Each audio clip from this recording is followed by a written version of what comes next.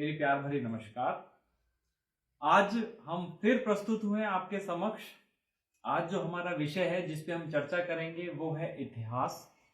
और इस विषय पे चर्चा करने के लिए आज हमारे साथ हैं हमारे समाज के प्रख्यात इतिहासकार श्री सुशील भाटी जी। भाटी जी, आपका स्वागत है इस चर्चा पर, इतिहास की चर्चा पर।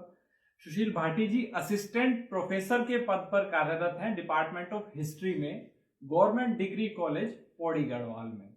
तो आज हम हमारे समाज में जो लोकप्रिय गुर्जर चिन्ह है उसके बारे में चर्चा करेंगे। सुशील जी, हमारा जो गुर्जर चिन्ह है इसका क्या महत्व है और इसका क्या ऐतिहासिक महत्व है?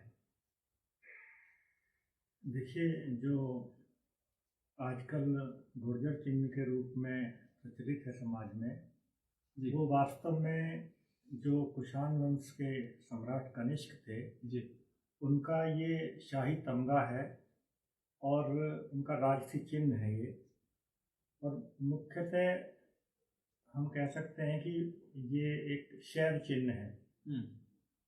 इसमें हम देखते हैं कि ऊपर की तरफ चार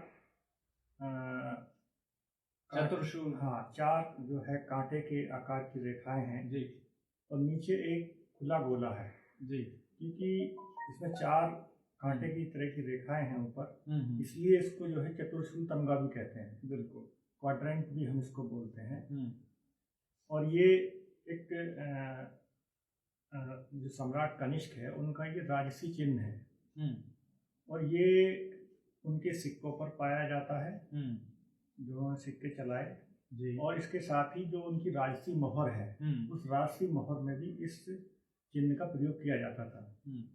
और इतिहासकारों का इसमें ये मत है कि ये जो चिन्ह है ये उनके वंश का, उनके कबीले का और खुद मतलब शासक का प्रतीक है। तो ये जो चिन्ह है सबसे पहले सम्राट कनिष्क से भी पहले ये चिन्ह जो है उनके पिता, जिन्हें इतिहास में विम कड़फिसिस के नाम से जानते हैं, सबसे पहले ये उन्होंने इसको चलाया था।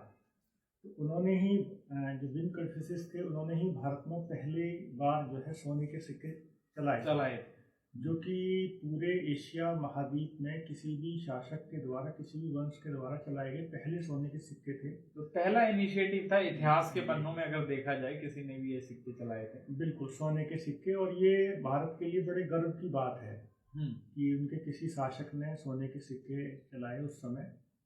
और तो सबसे पहले विम कड़फिसिस ने जो है इसको अपने सिक्कों पर जो है इसको अंकित कराया। और जो विम कड़फिसिस थे वो उनकी खुद की जो उपाधि थी वो परम माहेश्वर अपने आप को बोलते थे। और इसका अर्थ है कि वो भगवान शिव के उपासक थे, उनके परम भक्त वो अपने आप को मानते थे, इसमें अपना गौरव महसूस करते थे। इसीलिए उन्होंने इस उपाधि को अपने सिक्कों पर भी लिया, अपने अभिलेखों में भी इस उपाधि को लिया उन्होंने। और उनके द्वारा क्योंकि इसको चलाया गया तो इतिहासकारों ने जब इस चिन्ह की व्याख्या करनी शुरू की कि भाई ये चिन्ह इसको किस तरीके से हम देखें, तो इसी ओर ध्यान गया कि भाई ये जो है एक शैव चिन्ह है। और इनके वंश में, कुषाण वंश में पहले भी शैव चिन्ह जो हैं वो सिक्कों पर अंकित किए गए थे। इसमें एक जो चिन्ह है उसको नंदी पद कहते हैं, जो न्यूमिस्मेटिक्स में कि भाई नंदी पर मतलब जो भगवान शिव की जो सवारी है वो नंदी बैल को माना जाता है। तो उनके पैर का एक निशान होता है। वो निशान वास्तव में शिव के एक प्रतीकात्मक उपस्थिति उसके माध्यम से दर्ज कराई जाती है। शिव की सवारी की जो हमारा जो चिन्ह है उसका जो निचला हिस्सा है उसमें जो वो गोल शेप है, बिल्कुल, तो वो नंदी के पैर का प्रतीकात्मक चिन्ह है। बिल्कुल। लेकिन सबसे पहले नंदी के पैर की जो अंकित कराया था कुषाण वंश में, वो जो इस वंश के संस्थापक थे जिन्हें कुजुल कड़फिसिस के नाम से जानते थे, उनके सिक्कों पर भी नंदी बैल की आकृति और नंदी पद मिलता है। और उनकी भी उपाधि सत्य धर्म स्थित है, जिसे अब पहले बौद्ध धर्म से जोड़ करके देखा गया था, लेकिन अब इतिहासकारों का इसमें मत है कि ये शिव के उपासक थे। सत्य धर्म मतलब शिव से जो शैव मत है उसके लिए ये शब्द प्रयोग हुआ है। बिल्कुल। फिर उनके जो पुत्र थे, जो भीमटट्टु हैं, जो जी। भीमकडफिसेस के पिता और कनिष्क के मतलब दादा थे, उनके सिक्कों पर भी नंदी बैल के आकृति और जो है नंदी पद जो है अंकित था उन पर भी। और इसी तरीके से इसी क्रम में फिर नंदी पद की जगह भीमकडफिसेस ने पहली बार जो ये आज जिसकी चिन्ह की हम चर्चा कर रहे हैं, इसको उन्होंने लगवाया। तो इसमें स्वाभाविक रूप से इतिहासकारों का मत हुआ कि भाई ये भी शैव चिन्ह है और ये परम महेश्वर की जो उपाधि है। तो इसमें जो ऊपर की तरफ नीचे तो नंदी का पद हो गया और जो ऊपर चतुर्शूल है, ऊपर की चतुर्शूल है, उसको ये इतिहासकार हुए हैं जिन्होंने कुषाणों पर बहुत बड़ा अध्ययन किया है, भास्कर चट्टोपाध्याय। उन्होंने एक बुक लिखी है the age of Kushans, a numismatic study. तो ये कलकत्ता से पब्लिश हुई थी 1967 के आसपास। तो उसमें उन्होंने इस चीज को कहा कि ये भगवान शिव की जो अस्त्र है त्रिशूल, उसका और नंदी के बैल का जो है ये सम्मिश्रण है, उसका एक मिश्रण है। तो उन्होंने इस चीज को कहा। तो इसमें मेरी मतलब एक ऑब्जर्वेशन ये रही, उस पर मैंने भी इस चिन्ह को अध्ययन किया, लेख भी आया है इसमें। तो इसमें मैंने एक लेख भी लिखा था, अपनी ऑब्जर्वेशन मैंने उसमें इस चीज को आगे बढ़ाया। तो मैंने स्वाभाविक ये सोचा कि भाई त्रिशूल में तो 3 मतलब शूल होते हैं, इसमें चार क्यों है? मेरे मन में भी ये प्रश्न आ रहा था कि वो शैव थे, शिव के उपासक थे, तो शिव का तो जो त्रिशूल है उसमें 3 शूल होते हैं। लेकिन फिर मैंने उसका अध्ययन को आगे बढ़ाने का प्रयास किया, तो उसमें मैंने ये देखा कि शिव का एक और अस्त्र है जिसे पाशुपतास्त्र कहते हैं। तो उस अस्त्र के अंदर 4 शूल होते हैं और वो वास्तव में जो पशुपति अस्त्र है, या जिसको हम वो एक प्रकार का ब्रह्मास्त्र है, जो हमारे पुराण में भी इसका उल्लेख हमें मिलता है। तो पुराणों में उल्लेख मिलता है। तो ये एक प्रकार का ब्रह्मास्त्र है और एक ब्रह्मशिर ब्रह्मास्त्र है, जो बहुत माना जाता है कि बहुत ही विध्वंसक है। और शिव जो है ये वास्तव में जो पशुपति अस्त्र है, ये जो है ब्रह्मशिर है। और ये माना जाता है कि इसके अंदर 4 शूल होते हैं और इसका प्रयोग भगवान शिव दैत्यों के संहार के लिए करते थे। और ये भी माना जाता है कि जो हमारी जो हिंदू धर्म है कि उसमें ब्रह्मा विष्णु महेश की जो त्रिदेव हैं, उनमें शिव को संहारक माना जाता है। तो जब कहते हैं जब शिव संहार करते हैं सृष्टि का, तो तब भी जो है पशुपति अस्त्र का प्रयोग करते हैं जी। तो इसमें 4 शूल होते हैं और इसमें ये भी चीज है कि इसको 4 तरीके से चला सकते हैं, ऐसा मतलब पुराणों में वर्णन आता है कि इसको हम संकल्प से चला सकते हैं, हमको इसको दृष्टि से चला सकते हैं, वाणी से चला सकते हैं, और हम इसको कमान से भी चला सकते हैं। तो इसमें स्वाभाविक है क्योंकि भीमकडफिसेस भी जो है वो परम माहेश्वर थे, जिन्होंने सबसे पहले इसको चलाया। और पूरे परिवार में जो पूरा राशि परिवार था, इनका झुकाव शैव मत की तरफ भी रहा शुरू से ही जी। तो स्वाभाविक है कि ये नंदी पद का और पशुपति अस्त्र का इस पे अंकन है, उसके सम्मिश्रण है ये जी। और ये चीज कि जो पशुपति अस्त्र है, इसका अंकन ऐसा नहीं है कि चतुर्शूल का अंकन ये मतलब कहीं कुषाणों ने ही इसको कराया है। एक बनारस में राजघाट के पास से एक मोहर मिली है, उस मोहर पे एक देवी जो है वो अंकित है। उस देवी के एक हाथ में एक माला है और दूसरे हाथ में एक जो है चार शूल वाली जो एक वस्तु के हाथ में है। तो एक प्रकार से चतुर्शूल का अंकन जो है उस समय चल रहा था। और जो दुर्गा है वो शिव की पत्नी है बिल्कुल, और उनका ये मतलब अस्त्र माना जाता है। और जो कनिष्क था ये एक नाना के रूप में ये दुर्गा देवी का बहुत बड़ा उपासक था। जो कनिष्क का रबाटक अभिलेख मिला है, उस अभिलेख में कनिष्क ने ये कहा है कि उसको राज्य जो है वो नाना की कृपा से मिला है। और नाना वो देवी है जो सिंह वाहिनी है, और जो इनके बेटे हुरिष्क हैं उनके सिक्कों पर जो है नाना शिव की पत्नी के रूप में दर्शाई गई हैं। और जो इसके साथ में जो उमा है वो भी शिव की पत्नी के रूप में दर्शाई गई हैं। तो ये दो देवियां जो हैं शिव की पत्नी के रूप में दर्शाई गई हैं। नाना सिंह वाहिनी है। तो ये जो कनिष्क हैं वो दुर्गा के उपासक भी मतलब जो है जान पड़ते हैं इस रूप नाना के रूप में। तो इस चीज का मतलब आप ये देखिए कि जो एक मंदिर है आंध्र प्रदेश में अभी भी स्थित है। हाँ, वो मंदिर है आंध्र प्रदेश में विजयवाड़ा में, और वहाँ पर उस मंदिर का नाम है कनक दुर्गा मंदिर। तो ये कनक दुर्गा मंदिर है। इसमें कनिष्क को जो मध्यकालीन स्रोत हैं जिनमें अलबरूनी की तहकीक है इन्होंने कलिक भी कहा गया है। तो हो सकता है कि उस मंदिर का संबंध जो है किसी रूप में सम्राट कनिष्क के साथ में रहा हो, एक ऐसी मतलब संभावना है। और उस मंदिर का संबंध जो है वो पशुपति अस्त्र से भी रहा है। जो मान्यताएं हैं वहाँ उस मंदिर के विषय में वो ये है कि जो एक ग्रंथ था 6वीं शताब्दी में भारवी ने लिखा किरात अर्जुनियम। इस ग्रंथ की जो आपकी विषय वस्तु थी वो ये थी कि भगवान शिव जो है वो अर्जुन की परीक्षा लेने के लिए किरात का रूप धारण करते हैं जी।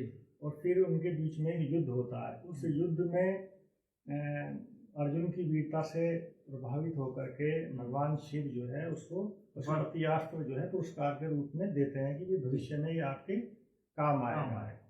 और फिर वहाँ पर उसी स्थान पर ये स्थान जो है विजयवाड़ा में इंद्र की लादली पर्वत जहाँ ये कनक मंदिर है ये वही मतलब स्थान है। और हाँ, वही ये स्थान है, ऐसा वहाँ मान्यता है उस क्षेत्र में। और वहाँ ये भी मान्यता है कि वहाँ अर्जुन ने दुर्गा देवी की जो है आराधना की थी और वहाँ इस मंदिर का निर्माण कराया था जी। तो पांडवकालीन वो मंदिर जो है मतलब इस चीज से जुड़ा हुआ है। पशुपति अस्त्र जो है वहाँ भगवान शिव ने दिया था, अर्जुन ने वहाँ आराधना की थी, मंदिर बनवाया था जी। लेकिन उस मंदिर को कनक दुर्गा मंदिर कहते हैं। तो कनिष्क का मतलब एक संबंध जो है हमको देखने को मिलता है आंध्र प्रदेश और महाराष्ट्र से। एक चीनी यात्री थे जो है आपके, वो चीनी यात्री 7वीं शताब्दी में भारत आता है। तो वो अपने ग्रंथ में ये लिखता है, हुसैन से उसका नाम था, तो उसने है ना, तो उसने लिखा है कि भाई कनिष्क ने जो आंध्र प्रदेश के और महाराष्ट्र के क्षेत्र के जो सातवाहन थे वहाँ उसने जो है उस तरफ उसने एक विजय अभियान किया था और कनिष्क वहाँ गया था जी। तो मतलब एक उस क्षेत्र से कनिष्क का कोई संबंध भी मतलब कनिष्क का भी रहा है जी। तो इस प्रकार से हम देखते हैं कि जो पशुपति अस्त्र है उसका मतलब संबंध जो है जो कनिष्क जिनकी पूजा करता है भगवान शिव उनसे है, नाना देवी है उनसे है और कई तरीके से इससे जुड़ाव है।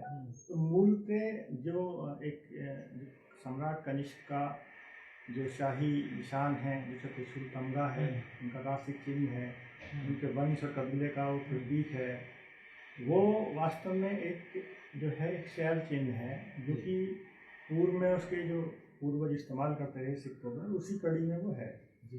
तो पाटिल जी, अगर मैं इस गुर्जर चिन्ह की ऐतिहासिक प्रामाणिकता पे और पढ़ना चाहूँ, जानना चाहूँ, तो किन संदर्भों का या किन अभिलेखों का मुझे इसके लिए आप जो है सीधे जो इनके जो कॉइन्स हैं उनको कॉइन्स को आपको सीधे अध्ययन करना चाहिए जी।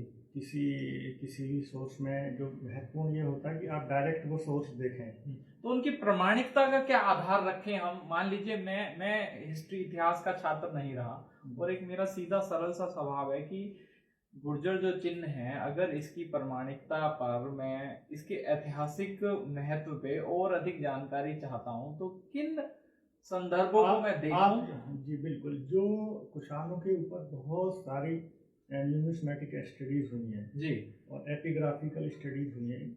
मुख्यतः जो कुषाणों का जो इतिहास है वो हमको उनके द्वारा जो सिक्के जारी किए गए और जो उनके अभिलेख थे उनसे हमको पता लगता है जी। और इनके अभिलेख क्योंकि इनका साम्राज्य बहुत बड़ा था, अनेक भाषाओं में जहाँ जहाँ वो भाषाएं लिपि चलती थी उस हिसाब से वो मिलते हैं। जैसे कि जो आपका जो हिंदू कुश का जो क्षेत्र था वहाँ पर जो है इनके जो सिक्के हैं वो जो इनकी अपनी भाषा जिनको इन्होंने कहा आर्य भाषा रबाटक में अभिलेख में उस आर्य भाषा में जिसे बाक्ट्री भी कहा, आजकल के आधुनिक वेदन बाक्ट्री भी कह देते हैं उसको। W.B. हैनिंग है, उन्होंने बाक्ट्री नाम दिया, लेकिन वो आज का दिया हुआ नाम है। स्वयं कुषाणों ने अपने अभिलेख में उस भाषा को आर्य भाषा कहा बोला। तो उस भाषा में मतलब वो वहाँ पे अभिलेख मिलते हैं। उनकी लिपि जो है वो यूनानी लिपि है एक प्रकार से। और जो पंजाब का गंधार का जो क्षेत्र था जहाँ इनकी मुख्य राजधानी थी गंधार क्षेत्र में पेशावर, उसमें इनकी जो है आपके प्राकृत भाषा और जो आपकी खरोष्ट की लिपि में इनके अभिलेख हैं। और इसमें फिर आपका इधर आप आएंगे तो ब्राह्मी और आपके प्राकृत भाषा में इनके अभिलेख हैं जी। तो इनकी अभिलेखों का अध्ययन हमको सीधे करना चाहिए जी। और इनके सिक्कों का अध्ययन हमको करना चाहिए सीधे, उससे हमको डायरेक्ट ही जानकारी मिल जाएगी। बिल्कुल, हमें जो दूसरे इतिहासकारों ने अपने मत दिए हैं उनका अध्ययन करना चाहिए, उनके मत, लेकिन उनके मत पे हमको डिपेंड नहीं रहना चाहिए। अगर मतांतर तो मिल सकता है हमें इतिहास में, पर अगर उस मतांतर को हम गहराई में जाना चाहें तो भाई प्राइमरी इतिहास जो है वो हमें प्राथमिक स्रोतों के आधार पर पढ़ना चाहिए, जानना चाहिए। तो प्राथमिक स्रोत जो होते हैं वो पुरातात्विक होते हैं, वो कभी बदलते नहीं है जी। जैसे कि कनिष्क के सिक्कों पर जो नाम है, जब हम उसको पढ़ते हैं तो वो उसके वंश का नाम कोशानो लिखा हुआ है। बिल्कुल ठीक है ना। तो वो कभी भी मान लीजिए हमें पता है इसलिए लगा क्योंकि वो परिवर्तित नहीं हुआ। साहित्यिक स्रोतों में जो हमें पुराणों में तुखार वंश के बारे में पता चलती है कि तुखारों के 13 राजा हुए। तुखारों को यह तुषार भी कहते हैं। इनको लोग इतिहासकार कुषाणों से रिलेट करते हैं जी। लेकिन जो उनका बिल्कुल वास्तविक नाम है वो हमें उनके सिक्कों पर मिल गया कि उनका वास्तविक नाम जो है वो वंश का नाम कुषाणो है। तो इनकी प्रामाणिकता पर प्रश्न चिन्ह का कोई प्रश्न ही नहीं है। खुद उनके सिक्कों पर लिखा है कोशानो शब्द।